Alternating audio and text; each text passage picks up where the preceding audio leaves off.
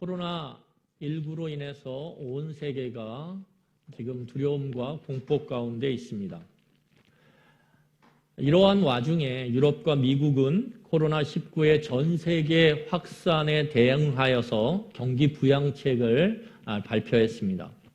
미국 정부와 의회는 일자리를 잃거나 휴직에 들어간 노동자들에게 실업급여를 제공하는 정책을 통과시켰습니다.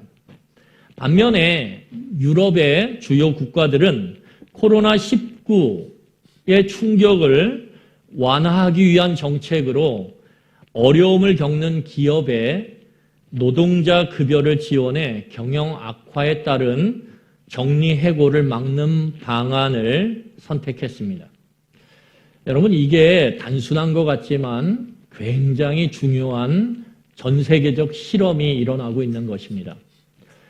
어떻게 보면 도저히 할 수 없는 두 가지의 가장 큰 경제적 부양책을 지금 유럽과 미국에서 지금 시행하고 있는 것입니다. 한쪽은 기업이 경기의 어려움으로 인해서 노동자들을 쫓아낼 때 그 노동자들에 대한 실업을 한 노동자들에 대한 급여를 지급하겠다라는 것이 미국의 정책인 반면에 유럽의 주요 국가들은 그들이 일을 계속할 수 있도록 그 기업에 자금을 대줌으로 인해서 그 자금을 통해서 노동자의 임금을 지불하는 형식으로 직업이라고 하는 것을 지켜내는 방향으로 그들의 노동자의 신분을 지켜내는 방향으로 정책을 선택하고 지금 시행하고 있습니다. 이것은 전쟁이 아니고서는 일어날 수 없는 굉장히 큰 두 가지의 방향의 실험이 전 세계적으로 일어나고 있는 것입니다. 어느 것이 바른 선택일지 이제 우리는 머지않아서 보게 될 것입니다. 여하튼 중요한 것은 무엇이냐 하면 미국과 유럽은 동일한 코로나19로 인한 경기의 둔화와 어려움 가운데 다른 정책을 선택했다라는 것입니다. 동일한 문제인데 그 동일한 문제에 대한 다른 선택을 하고 그 선택이 전혀 다른 방향으로 지금 나아간다라는 측면에서 보면 그 중심에 이 문제, 이 사안에 대해 그들이 어떻게 각자 이해하고 있는지에 달려있다라는 것입니다. 여러분, 우리는 동일한 사건 또한 동일한 사람에 대해서 서로 다른 이해를 갖고 그 속에서 다른 선택을 하고 다른 행동을 하게 됩니다. 오늘 본문 말씀을 통해서 보면 예수님의 고난주간이 시작되는 첫 사건이 벌어지고 있습니다. 그 첫 사건을 일명 우리는 뭐라 그러냐 하면 예루살렘 입성 사건이라고 부릅니다.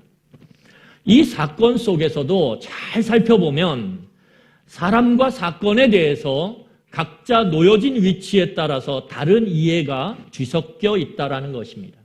동일한 예수님의 예루살렘 입성 사건을 바라보는 다양한 사람들이 서로 다른 이해를 갖고 그 사건을 받아들이고 그 받아들임 가운데 그들의 행동을 선택하고 나아갔다라는 것입니다.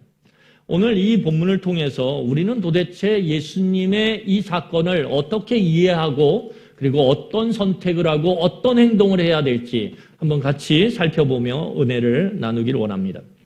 여러분, 예수님은 베다니를 떠나서 예루살렘을 향해 발걸음을 옮기셨습니다. 이미 예수님이 예루살렘 성을 향해서 가고 계시다라고 하는 소식이 예루살렘 전역에 퍼졌습니다. 예수님은 예루살렘으로 들어가시기 전에 굉장히 꼼꼼한 준비를 하셨는데 그 꼼꼼한 준비의 핵심이 뭐냐 하면 나귀를 준비하는 것입니다. 여러분, 이 꼼꼼한 준비라고 하는 예수님의 나귀를 준비시키는 과정은 예수님의 예루살렘 방문이 단순한 방문이 아니라 아주 특별한 목적이 있음을 암시합니다. 그래서 예수님은 제자 두 사람을 시켜서 어떤 마을에 들어가서 이미 준비된 나귀를 찾아오도록 그렇게 말씀하십니다. 우리 누가복음 19장 29절부터 30절까지의 말씀을 함께 살펴보도록 하겠습니다. 누가복음 19장 29절부터 30절까지의 말씀입니다. 누가복음 19장 29절부터 30절까지입니다. 우리 다 찾으셨으면 함께 읽도록 하겠습니다. 시작. 감람원이라 불리는 산 쪽에 있는 벳파게와 베다니에 가까이 가셨을 때에 제자 중 둘을 보내시며 이르시되 너희는 맞은편 마을로 가라. 그리로 들어가면 아직 아무도 타보지 않은 나귀 새끼가 매어 있는 것을 보리니 풀어 끌고 오라. 예수님은 예루살렘에 들어가시는 과정 속에서 단 하나의 준비, 아무도 타보지 않은 나귀 새끼를 준비하셨습니다. 여러분, 아무도 타보지 못했다라는 것은 그 나귀가 특별한 용도에 맞추어져 사용할 것임을 가리킵니다. 아무도 사용하지 않은 걸 예수님께서 특별히 준비했다. 그러면 목적이 있겠죠. 예수님은 준비하신 나귀를 타고 이제 예루살렘 성을 향해 나아가십니다. 여러분, 그때 예수님과 예수님의 제자들 앞에 놀라운 장면이 펼쳐집니다. 어떤 장면이냐면 수많은 사람들이 예수님의 예루살렘 입성을 환영하기 시작합니다. 수많은 군중들이 예수님이 나귀 새끼를 타고 들어오시는 길에 그들의 겉옷을 벗어요. 그리고 종려나뭇가지를 구해다가 길에 펼쳐놓습니다. 우리 마가복음 11장 8절을 한번 찾아보겠습니다. 마가복음 11장 8절입니다. 마가복음 11장 8절. 마가복음 11장 8절입니다. 우리 같이 한번 읽도록 하겠습니다. 시작. 많은 사람들은 자기들의 겉옷을 또 다른 이들은 들에서 벤 나뭇가지를 길에 펴며. 여러분, 이 모습을 보면 겉옷을 벗어다가 예수님이 어린 나귀 새끼를 타고 가는 길 그 앞에다가 쫙 펼쳐놓습니다. 마치 카펫을 펼쳐놓는 것처럼 그 흡사 그런 모습으로 자기의 옷들을 벗어서 펼쳐놔요. 그리고 종려나뭇가지를 꺾어다가 그 길에다가 펼쳐놓습니다. 이것은 흡사 왕을 맞이하는 모습과 유사합니다. 왜냐하면 이 종려나뭇가지라고 하는 것이 어떤 의미를 갖고 있냐 하면 굉장히 왕적이고 메시아적인 성격을 갖고 있는 행위이기 때문에 그렇습니다.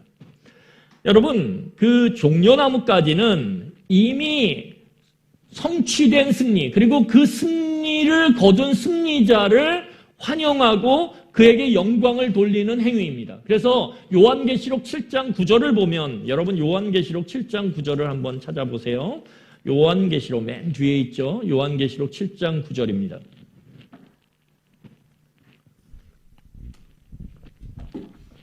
(7장 9절을) 찾으셔서 같이 한번 읽어보도록 하겠습니다. 우리 7장 9절 같이 읽겠습니다. 시작. 이 일 후에 내가 보니 각 나라와 족속과 백석과 방언에서 아무도 능히 셀 수 없는 큰 무리가 나와 흰 옷을 입고 손에 종려가지를 들고 보좌 앞과 어린 양 앞에 서서. 여러분, 그러면서 뭐라고 얘기하냐면 큰 소리로 외쳐 이르되 구원하심이 보좌에 앉으신 우리 하나님과 어린 양에게 있도다 하니. 여러분, 이게 무엇이냐 하면 이 장면이 예수 그리스도께서 승리의 주로 재림하실 때에 행하는 모습입니다. 거기에 가장 대표적으로 나타나는 것이 무엇입니까? 종려나뭇가지예요. 이 종려나뭇가지는 승리자에게 돌리는 영광을 상징합니다. 여러분, 특히 이 종려나뭇가지는 로마의 압제 가운데서 신음하는 이스라엘 백성의 민족주의를 상징해요. 그러니까 이 장면만 딱 놓고 보면 예수님이 예루살렘 성에 입성하실 때 나귀 새끼를 타고 그럴 때 어떻습니까? 사람들이 자기 겉옷을 깔아서 마치 카펫을 만들고 거기에 종려나뭇가지를 깐다라고 하는 것은, 그리고 흔든다라고 하는 것은 예수님을 승리자로 받아들이는 거예요. 예수님을 승리자로 환영하는 거죠. 그 모습이에요. 그 모습. 여러분, 그런데 오늘 이렇게 예수님을 승리자로, 왕으로, 메시아로 모셔드리는, 환영하는 그 군중들의 외침의 소리가 있는데, 그 외침의 소리는 시편 118편 25절로 26절의 내용입니다. 뭐라고 외치냐면 이렇게 외쳐요. 군중들이 호산나 찬송하리로다 주의 이름으로 오시느니 곧 이스라엘의 왕이시여, 이렇게 외쳐요. 호산나 찬송하리로다 주의 이름으로 오시느니 곧 이스라엘의 왕이시여. 여러분, 이 사람들이 예수님 일행을 맞이하면서 호산나라고 외치는데, 이 호산나를 번역하면 제발 우리를 구하소서, 이런 내용입니다. 제발 우리를 구원하소서. 여러분, 그들이 그토록 기다리던 구약의 메시아, 구약의 그 강력한 왕을 환영하고 맞아들이는 그런 외침의 소리가 아닙니까? 이 장면만 딱 놓고 보면 예수님의 그 예루살렘 입성은 로마의 압제 가운데 있는 신음하는 이스라엘 백성의 모든 그 아픔과 고통을 걷어내는 그 하나님이 보내신 메시아, 곧 그 강력한 왕의 입성을 환영하는 이스라엘 백성들의 외침이죠. 그리고 모습이죠. 여러분, 그런데 오늘 본문을 보면 이 예루살렘 입성하시는 예수님의 모습 가운데 아주 특이한 점이 있다는 것입니다. 여러분, 그 특이한 점이 무엇입니까? 보통 강력한 왕, 그리고 정복의 왕, 그리고 승리의 왕들은 고대에 아주 멋진 말들을 타고 나타나요. 아주 크고 우람한, 벌써 혈통이 달라요. 딱 봐도 와, 좋다. 여러분, 우리 여기 밑에 교회 근처에 농협 하나로마트 있지 않습니까? 농협 하나로마트에 딱 가면 과일을 딱 볼 때 달라요. 와, 좋다.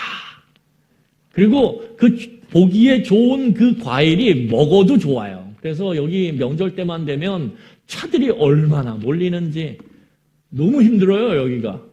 과일이 좋아서. 여러분, 말도요, 딱 보면 알아요. 와, 이 혈통이 좋네, 이렇게. 그래서 여러분, 이단 사이비 교주들이 사진을 찍을 때 보면 뭘 타고 나타납니까? 흰말이죠, 흰말. 그런데 놀라운 건 무엇이냐면 예수님은 그 혈통 좋고 멋지고 강력해 보이는 그 하얀 백마를 타고 나타나지 않으세요. 본문에는 예수님이 뭘 타고 나타나세요? 나귀 새끼를 타고 나타난다. 나귀 새끼. 여러분, 이 나귀 새끼를 타고 나타난다라고 하는 이 모습, 이 예수님의 입성의 모습은 우리로 하여금 호세아서 9장 9절의 말씀을 찾게 만들어요. 우리 한번 호세아서 9장 9절 말씀을 한번 보도록 하겠습니다. 호세아서 9장 9절입니다. 호세아서 9장 9절.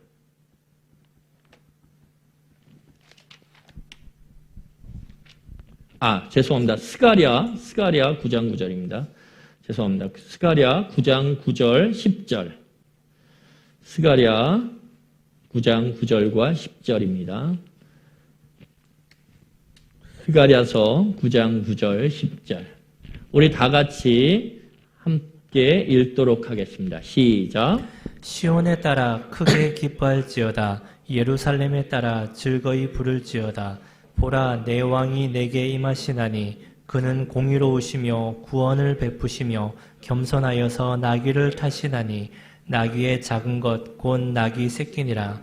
내가 에브라임의 병거와 예루살렘의 말을 끊겠고 전쟁하는 활도 끊으리니 그가 이방 사람에게 화평을 전할 것이요 그의 통치는 바다에서 바다까지 이르고 유브라데 강에서 땅끝까지 이르리라.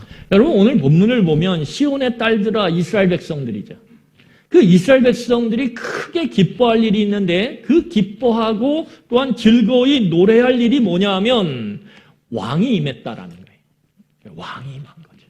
그런데 여러분, 놀라운 것은 무엇이냐 하면 이 스가랴 9장 9절에서 그 왕은 공의롭고, 오늘 본문을 보면 구원을 베푸시고 이렇게 나오는데 원래 이 의미는 구원을 받았다라는 것입니다. 누구로부터요? 하나님으로부터. 하나님으로부터 구원을 받고, 그리고 겸손하여서 그가 뭘 타고 나타나십니까? 나귀 새끼를 타고 나타나신다. 그러니까 이 나타나는 왕, 나귀 새끼를 타고 나타나는 왕에게 능력이 있는 게 아니라 그 능력은 누구에게 있냐 하면 10절에 보면 누가요? 내가 누구죠? 하나님이 모든 전쟁을 다 끊어버리고 싸움을 다 정지하게 만들고 그리고 평화를 주신다라는 거예요. 누구를 통해서? 이 나귀 새끼를 타신 겸손의 왕을 통해서. 이게 메시아죠. 그러니까 하나님이 의도하시고 계획하신 이 땅에 평화를 주기 위해서 모든 전쟁과 모든 그 전쟁으로 인한 고통과 압제와 그 폭압 가운데서 신음하는 백성들, 자기 백성들을 건져내고 구원하시기 위해서 하나님이 보내시는 왕은 우리가 일반적으로 상상하고 생각하는 강력하고 크고 아름답고 멋진 왕이 아니라 아주 보잘것없는, 그렇지만 온전히 하나님의 능력으로 가득 찬, 온전히 하나님의 구원을 경험하고 온전히 하나님의 능력을 의지함으로 겸손하게 하나님을 의뢰하는 왕, 그 왕이라는 거예요.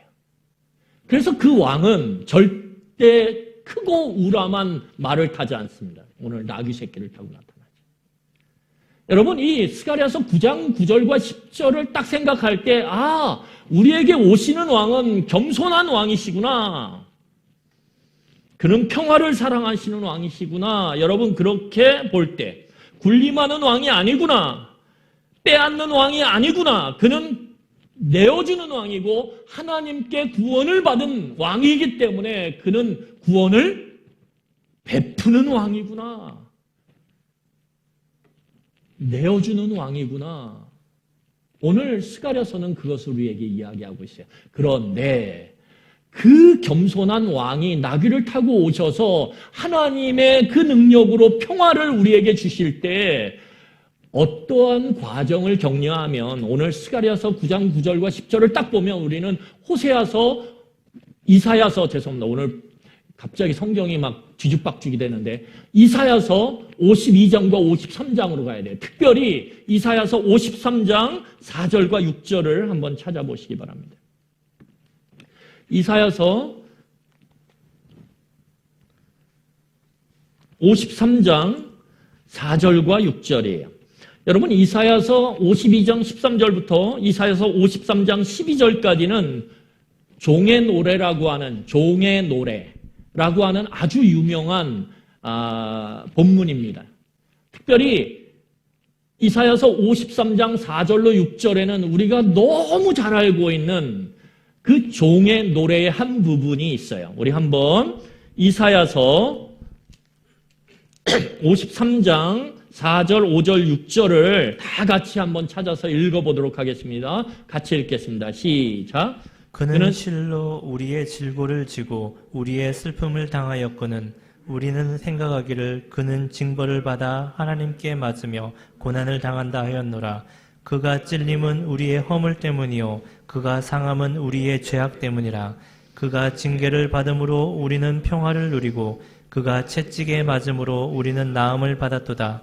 우리는 다 양 같아서 그릇 행하여 각기 제 길로 갈거늘 여호와께서는 우리 모두의 죄악을 그에게 담당시키셨도다.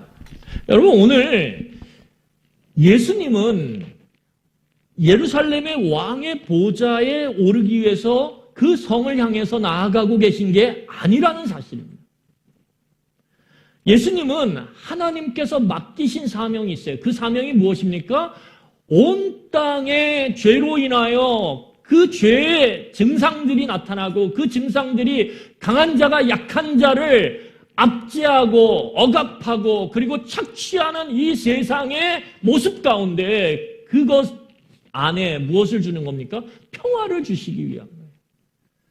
약한 자, 상한 자, 아픈 자에게 평화를 주시는 것, 그 평화의 왕으로 예수님이 오신다라는 거예요. 그리고 그 오심 가운데 예수님이 그것을 이루시는 과정은 뭐예요? 고난당하는 것입니다. 그리고 결국은 무엇이냐면 죽는다라는 거예요. 그래서 요한복음 12장 23절과 25절입니다. 오늘 본문의 뒷부분인데 한번 보시죠. 요한복음 12장 요한복음 12장 23절, 24절입니다. 요한복음 12장 23절, 24절. 우리 같이 한번 23절 읽겠습니다. 24절 시작. 예수께서 대답하여 이르시되 인자가 영광을 얻을 때가 왔도다. 내가 진실로 진실로 너희에게 이르노니 한 알의 밀이 땅에 떨어져 죽지 아니하면 한 알 그대로 있고 죽으면 많은 열매를 맺느니라. 요한복음 12장 32절, 33절입니다. 이어서 읽겠습니다. 요한복음 12장 32절, 33절 시작. 내가 땅에서 들리면 모든 사람을 내게로 이끌겠노라 하시니 이렇게 말씀하심은 자기가 어떤 죽음으로 죽을 것을 보이심이로라. 여러분, 오늘 예수님은 결국은 어떻게 된다? 예루살렘에 들어가는 그 과정을 통해서 예수님은 예루살렘 안에서 결국 죽게 된다라는 것입니다. 여러분, 이게 강력하고 크고 능력 있는 왕의 모습일까요? 아니죠, 전혀. 그 예수님을 환영하던 군중들이 종려나무 가지를 흔들고 깔아놓으면서 자기의 겉옷을 카페트처럼 예수님이 가시는 그 길에 깔아놓으면서 그들이 그렇게 바라고 소망했던 모습일까요? 아니죠, 아니죠. 아니에요. 그런데 예수님의 입장에서 보면 이 예루살렘 입성은 아주 세심하게 준비된 하나님의 예언된 구약의 말씀을 그대로 이루어내시는 메시아적 행동이었다라는 거예요. 그리고 그 예수님의 메시아적 행동, 그 메시아적인 행위, 그 속에 예수님은 예루살렘에서의 모든 과정들을 다 십자가 위에서까지도 성취하십니다. 여러분, 지금 오늘 우리가 살펴보는 요한복음 12장 12절부터 19절까지의 말씀은요, 멀리서 보면 예수님의 입장이나 제자들의 입장이나 그 예수님과 제자들을 환영하는 군중의 입장이나 비슷해 보여요. 멀리서 찍으면. 마치 카메라를 멀리서 전체 컷으로 찍는다고 치면 여러분 그 모습을 바라보면서 다들 와 좋아할 것입니다. 왜요? 다 환영하고 기뻐하고 좋아하고 있잖아요. 마치 왕이 입성하는 것처럼 이제 우리에게는 자유와 평화가 마치 이루어질 것처럼 그렇게 환호하고 열광하면서 예수님의 일행을 맞이하고 있잖아요. 멀리서 보면. 이 장면만 놓고 보면 굉장히 흥분되고 감격스러운 거예요. 이 장면만 놓고 보면. 그런데 만약에 우리가 예수님의 입성을 환영했던 이 군중들 중에 몇 사람을 표본으로 선택해서 그 사람 각자를 심층 면접 조사를 하면 내용은 달라집니다. 멀리서 보면 너무 아름답고 너무 흥분되고 좋은 모습이고 야 드디어 일이 이루어지는구나 라고 바라볼 수 있지만 각자의 모습을 심층 면접을 통해서 질문하고 대답을 얻고 그의 속마음을 드러내게 만들면 전혀 달라진다라는 거예요. 왜 그렇습니까?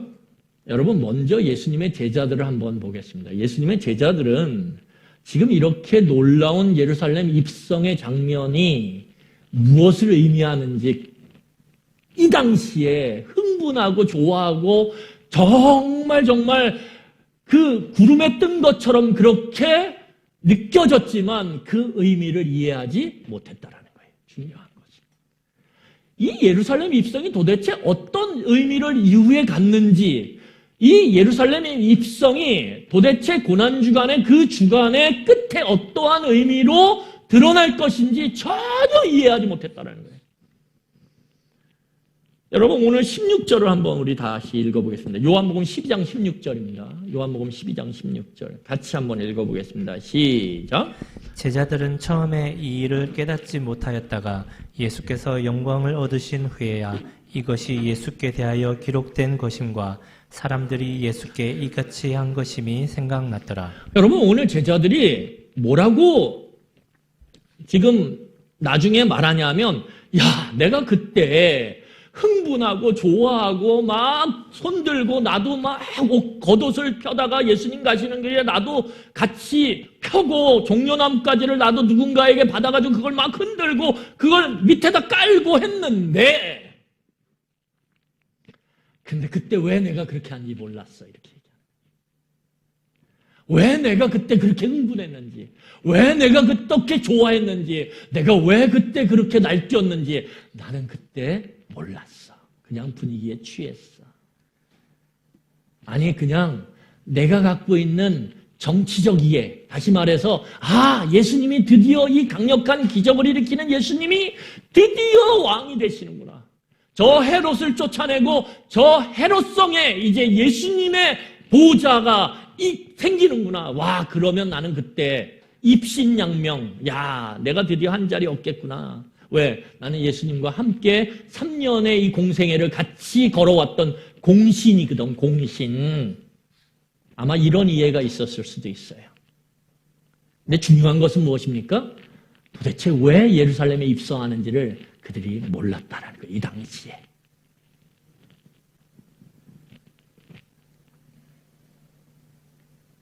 여러분, 그러면 군중들은 어떨까요? 군중들도 왜 예수님이 지금 이 예루살렘에 입성하는지 6월절에 왜 예수님이 예루살렘에 입성하는지 의미를 정확히 몰랐다라는 거예요. 왜요?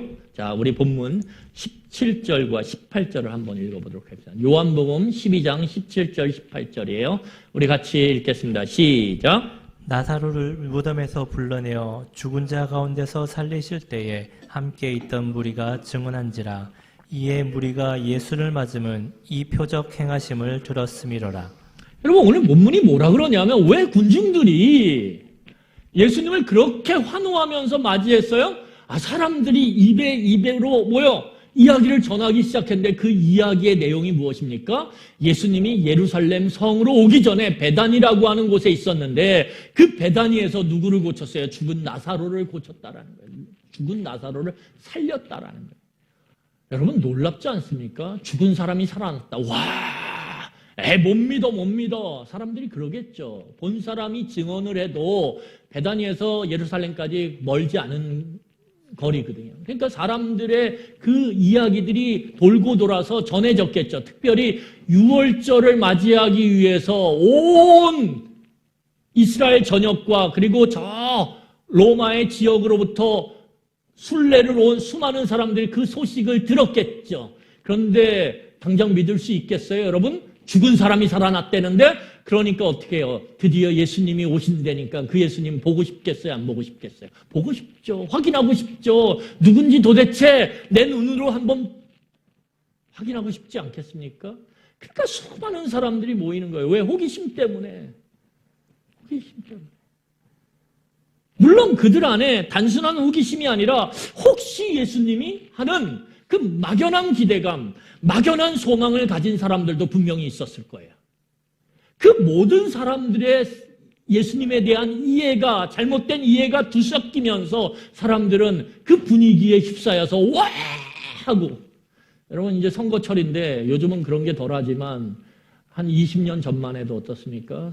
막 그 정치인들이 나타나면 사람들이 그 사람을 지지하고 그 사람을 좋아하는 사람만 몰리는 게 아니에요. 그 사람이 왔대 우리 동네에. 그러면서 어떻게 합니까? 한번 가보지 뭐. 그리고 까치발을 들고 그 사람 얼굴 한번 보자.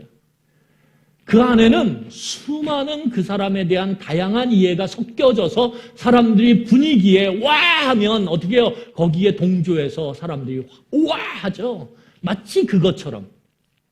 예수님은 지금으로 말하면 셀럽이에요. 셀럽.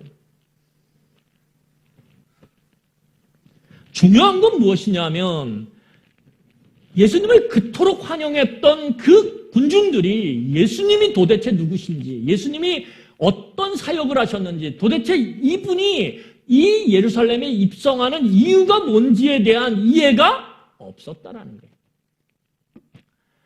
심지어는 왜 저분이 메시아라고 하기도 하고 왕이라고도 하긴 하는데 도대체 왜 저 보잘것없는 나귀 새끼를 타고 이 예루살렘에 입성하실까라고 하는 그러한 궁금증, 그러한 의문, 그러한 질문조차도 없었다라는 거예요. 이 사람들 그냥 분위기에, 호기심에, 막연한 기대감과 소망 가운데 그냥 환영하고 소리치고 자기의 옷을 쫙 깔고, 왜? 다 하니까. 다 하니까. 여러분, 여기에 멈추지 않아요. 그 중에 좀 예수님을 진지하게 바라봤던 사람들이 있어요. 그 진지하게 바라봤던 사람들조차도, 그리고 그 진지하게 예수님을 바라보며 예수님을 환영했던 사람들조차도 예수님을 어떻게 바라봤냐 하면, 자, 우리 마태복음 21장 10절과 11절입니다. 마태복음 21장 10절과 11절이에요. 마태복음 21장 10절과 11절. 여러분 찾으시는 게 힘들죠? 그런데 이 본문 자체가 사복음서에 섞여 있어요. 그래서 우리가 그것들을 다 봐야 이 본문의 내용이 좀 더 입체적으로 우리에게 다가옵니다. 우리 마태복음 21장 10절과 11절 같이 읽겠습니다. 시작. 예수께서 예루살렘에 들어가시니 온 성이 소동하여 이르되 이는 누구냐 하거늘 무리가 이르되 갈릴리 나사렛에서 나온 선지자 예수라 하니라. 여러분 거기 보면 뭐라고 얘기해요? 예수님에 대한 나름대로 관심을 갖고 이해를 갖고 바라보는 사람들조차도 예수님을 뭐라고 얘기하냐면 뭐라고요? 갈릴리에서 온 선지자다 이렇게 얘기해요. 갈릴리에서 온 그냥 선지자야. 뭔가 좀 특별한 것 같은데 그냥 선지자야. 자기가 하나님의 말씀을 전한다라고 하는 그런 사람이야 라고 바라봤다라는 거예요. 여러분 마지막으로 보면 오늘 이 군중들이 자기의 옷을 예수님이 가시는 그 길에 깔고 종려나무가지를 흔들면서 그 종려나무가지를 길에다 까는 이 행위는 아주 특별한 것 같지만 그렇지 않아요. 굉장히 전통적인 이스라엘의 행위입니다. 이스라엘 사람들은 절기가 되면, 명절이 되면 예루살렘을 방문해요. 그리고 그 예루살렘을 방문하기 위해서 굉장히 위험하고 거친 길을 어떻게 해요? 옵니다. 그 길을 오면서 몸이 상하거나 아니면 심지어 죽을 위험도 겪어요. 그런데 그들에게 있어서는 그 하나님이 계신 예루살렘 성전을 방문하고 절기에 그곳에 가서 예배드리는 것이 그들의 일생의 꿈이에요. 그러니까 그 위험을 무릅쓰고도 그 거친 길을 걸어서 옵니다.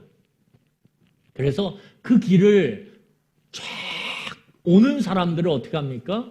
환영하는 거예요. 여러분 그 스페인에 가면 그 프랑스 남부나 또한 스페인에서 스페인 동쪽에서 떠나는 산티아고의 길이라는 게 있어요. 이게 이제 그런 어떤 나름대로의 묵상을 하고 또 순례자의 삶을 다시 한번 생각해보는 그러한 순례자의 길인데 우리 순례자가 아닙니까? 우리는 다 필그림이죠. 순례자. 그런데 그 길이 굉장히 거칠고 힘들어요. 고생해요. 그래서 처음에 가는 사람들은 그런 얘기를 해요. 여기에 왜 왔나. 근데 가면서 자기의 삶이 단순해지고 그리고 그 단순한 삶 가운데 말씀을 깊이 묵상하게 되는 그런 시간을 겪는다 그래요. 그래서 산티아고 마지막에 야고보 교회가 있는데 야고보 성당이죠. 성당이 있는데 거기에 딱 도착을 하면 온 사람들이 그 길을 같이 걸어왔을 거 아닙니까? 맨날 며칠을. 한 달이 되고 두 달이 되고 그 길을 걸어왔어요. 그러면 같이 그렇게 서로를 향해서 환호하고 축하하고 박수치고 노래하고 그런다 그래요. 마치 그런 거죠. 나와 같은 길을 걸어온 그 순례자들을 향해서 환호하고 소리를 높여서 열광적으로 그들을 축복하는 거죠. 그때 사용된 게 뭐냐면 시편 111편 이 내용이에요. 아까 보셨던 것처럼 우리 본문의 13절, 12장 13절 외치되 호산나 찬송하리로다 주의 이름으로 오시느니 곧 이스라엘의 왕이셔야 하더라 이렇게 환영하는 거죠. 그런데 예수님은 아까 말씀드렸던 것처럼 나사로를 살렸다고 하기도 하고 갈릴리의 아주 뛰어난 선지자라고 하기도 하고 그 소문들이 퍼지면서 예수님에 대한 호기심과 예수님에 대한 환영의 강도가 훨씬 높아진 거예요. 그렇게 봐야 합니다. 왜냐하면 여러분 만약에 이 로마의 압제 가운데 있고 로마의 뭐예요? 그 압제 가운데서 허수아비처럼 왕노릇하는 이 헤롯 집안이 딱 버티고 있는데 여러분 만약에 새로운 왕이 오신다라고 사람들이 환영하고 난리를 치면 바로 진압이 들어오지 않겠습니까? 왜요? 이건 반란이고 쿠데타인데? 그런 측면에서 보면 오늘 이 예수님의 예루살렘 입성에 대해서 사람들의 그 여러와 같은 환영에 대해서 로마 정부는 전혀 관여하는 바가 없어요. 오늘 본문에. 그것은 무엇을 의미하냐 하면 이것은 지극히 전통적인 모습이라는 거예요. 관행이라는 거예요. 관행. 그런데 예수님은 좀 더 셀럽이잖아요. 특별한 거죠.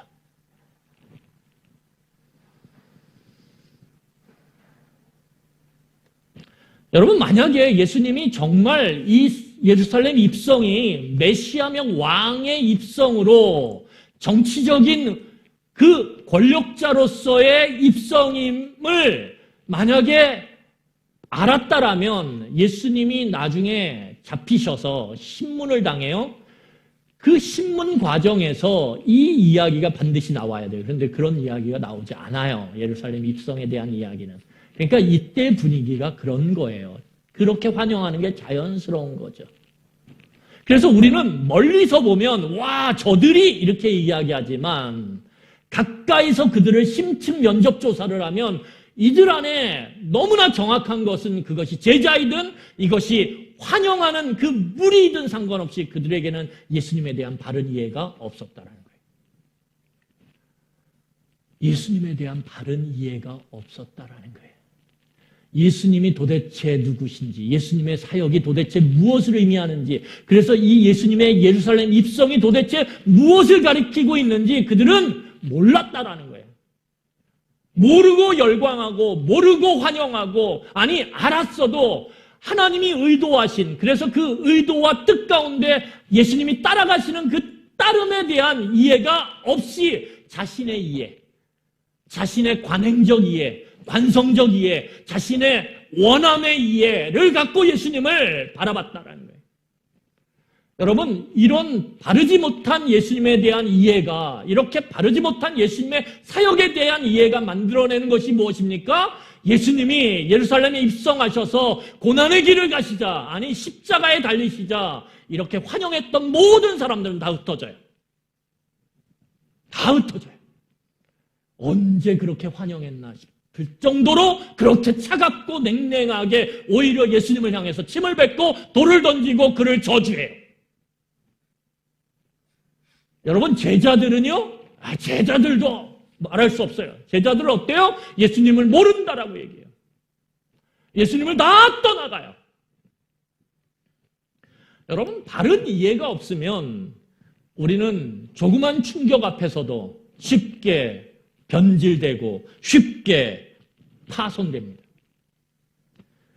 여러분 금속을 재련할 때 금속을 재련을 해요. 그런데 금속마다 뭐 구리든 철이든 뭐 여러 가지 스테인레스든 그 금속의 종류별로 그것에 맞는 재련의 온도가 있어요.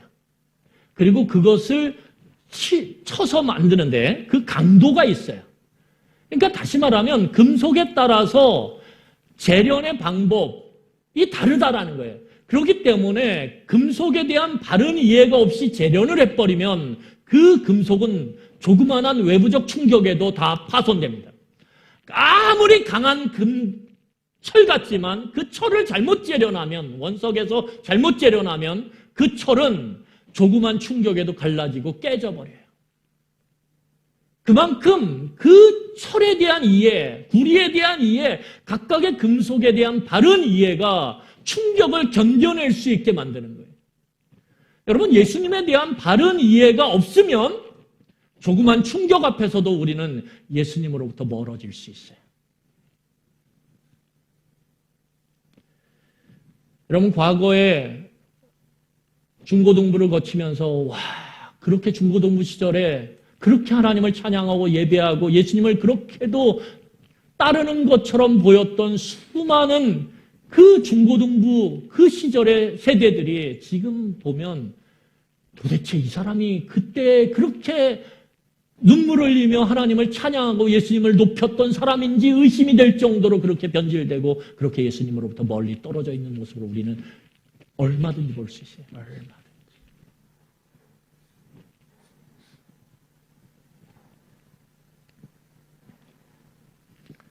여러분, 그래서 우리가 예배드리고 그리고 그 예배드림 가운데 하나님을 찬양하고 예수님을 높이고 우리가 고백하고 이러한 우리의 외침과 우리의 노래와 우리의 고백을 점검해야 돼요. 왜 우리는 그렇게 하는지.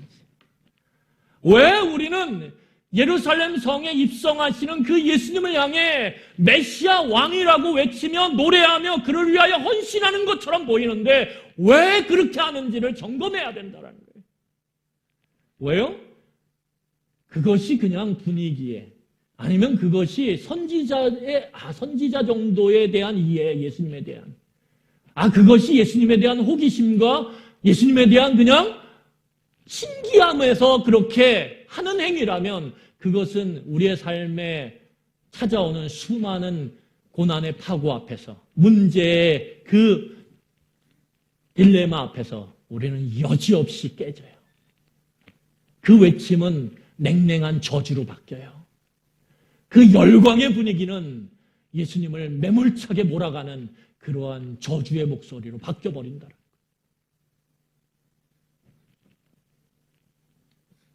멀리서 바라보면, 멀리서 이 장면을 보면 예수님도 제자들도 군중들도 다 한마음 한뜻인 것 같아요. 멀리서 우리들의 예배를 바라보면 다 하나님을 신실하게 믿는 것 같아요. 오늘도 주님 오시옵소서, 우리를 구원하시옵소서 그렇게 노래하고 찬양하고 그리고 높여요. 그런데 그 마음이 뭐냐 이거예요. 마음. 그 마음 가운데 우리 가운데 오신 그 예수님을 뭐라고 이해하고 있냐 이거예요. 어떻게 바라보고 있냐 이거예요. 여러분, 그 이해가 바르지 않으면 우리는 삶의 그 공간 안에서 벌어지는 수많은 갈등과 고민 앞에서 여지없이 강할 것처럼 보였던 그 강철이 여지없이 꾸겨지고 깨지고 망가지는 것처럼 그렇게 망가지고 깨져버려요.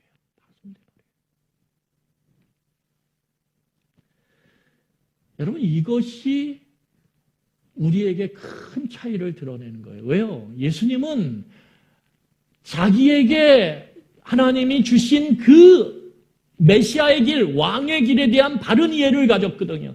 그래서 공생의 기간에서도 예수님이 기적을 베푸시면 수많은 사람들이 그리고 제자들까지도 예수님을 정치적 왕으로 그렇게 세우려고 애써요. 그럴 때 예수님이 단호히 그걸 거부해요. 그 길을 거부하면서 예수님은 끝까지 십자가의 길을 가세요. 그 죽음의 길을 기꺼이 가세요. 왜요? 내가 가는 길이, 내가 가야 할 길이 무엇인지에 대한 하나님의 뜻에 대한 바른 이해가 있었거든요. 여러분, 그럴 때 흔들리지 않는 거예요. 그럴 때 변질되지 않는 거예요. 그럴 때 죽음이라고 하는 그 고난이 몰려와도 거기서 견뎌내는 거예요.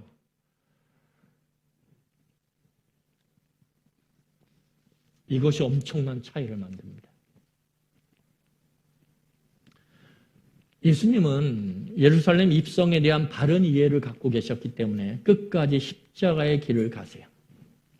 하지만 제자들과 군중은 예수님의 그 길에 대한 잘못된 이해를 가졌기 때문에 예수님으로부터 멀어집니다. 고난 가운데 있는 예수님으로부터 멀어지고 십자가 위에 있는 예수님으로부터 멀어져요. 여러분, 예수님으로부터 멀어지는 것이 결국 뭘 의미합니까? 하나님으로부터의 멀어짐이고 그 하나님으로부터의 멀어짐은 하나님의 뜻과 의도에서 벗어나는 거예요. 결국 하나님의 백성이 아닌 것이 드러나는 거죠. 신앙함이란 단순해요. 뭘까요? 날마다 하나님과 가까워지는 거예요. 작년보다 올해가 더 가까워지는 거예요. 내 삶이 평안하고 좋았을 때부터 이 코로나19로 인해서 힘들고 어렵고 두려운 이 시기에 더 하나님과 가까워지는 거예요. 내 삶의 넉넉함과 충만함으로 채워졌을 때 하나님과 가까워지는 것, 그걸 넘어서서 여러분 그때는 누구나 다 좋아할 수 있어요. 예수님을 환영했던 이 군중들처럼. 그런데 정말 내 삶을 옥죄이는 그 십자가 앞에서 그 내 삶을 꽉 틀어막고 답답하게 만들어서 앞이 보이지 않는 그 고난 앞에서 하나님과 가까워지는 것, 그게 진짜 신앙입니다. 여러분, 하나님과 가까워지는 것은 예수님과 가까워지는 것과 비례해요.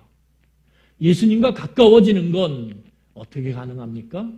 다른 것이 아니에요. 여기서 춤추며 찬양한다고 예수님과 가까워지는 게 아니에요. 예수님과 가까워지는 건 그건 나타나는 증상일 뿐이에요. 그것은 거짓일 수도 있고 진짜일 수도 있어요. 여러분들이 춤추고 노래하는 게 다 나쁜 게 아니에요. 그게 진심일 수도 있어요. 그런데 가짜일 수도 있어요. 이 군중들처럼, 이 제자들처럼. 정말 중요한 건 무엇이냐면 그 중심에 예수님에 대한 다른 이해가 있냐 이거예요.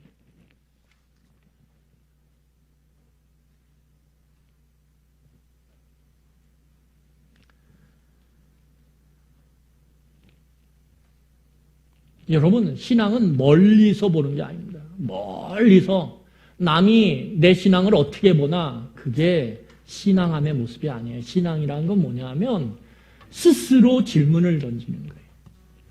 스스로 내 속에 아무도 알지 못하는 두려움, 아무도 알지 못하는 죄, 아무도 알지 못하는 그 무언가 감춰진 그 갈등, 남한테는 드러낼 수 없는, 아니 심지어 내 옆에 있는 아내에게, 남편에게조차도 드러낼 수 없는, 내 자식에게조차도 말할 수 없는 그 내 마음 가운데 고이 감싸 덮여진 그것, 그 문제에 대해서 스스로 하나님 앞에서 질문을 던지는 거예요. 그리고 그 질문 속에 도대체 예수님이 나와 어떤 관계가 있느냐, 예수님의 죽으심과 부활하심이 도대체 무슨 상관이 있느냐를 두렵고 떨리지만 왜요? 의심하는 것 같으니까. 그 의심의 결과가 제자들처럼, 이 군중들처럼 예수님으로부터 멀어지는 것, 그것으로 나타날까 봐 두렵기 때문에 랄지라도 질문을 던지는 거예요. 아주 솔직하게, 아주 진지하게. 그럴 때 우리는 예수님을 바르게 이해하고 알아가게 되는 것입니다.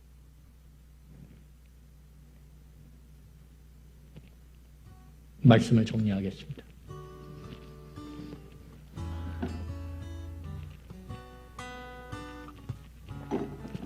여러분 눈을 감고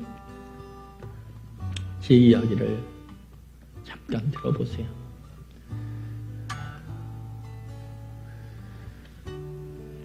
여러분, 제자들이나 군중들은 예수님에게 환호를 보내는 것 같지만 그 중심의 진짜 관심의 대상은 예수님이 아니에요. 예수님이 가시는 길도 아니고 그의 사역도 아니에요. 그 관심은 뭐예요? 나예요. 나. 내 삶이 저분 때문에 어떻게 내 보이는 삶이 좋아질까? 더 풍요로워질까? 더 윤택해질까? 다 나예요.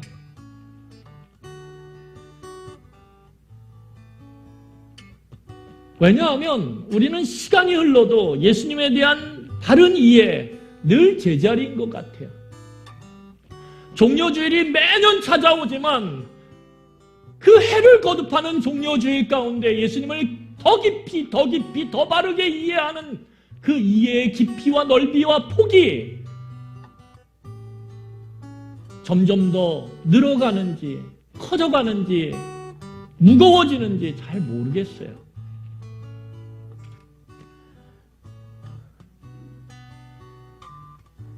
여러분, 이 종려주일은 우리의 찬양의 외침, 우리 고백의 외침의 이유가 무엇인지를 확인하는 시간이에요.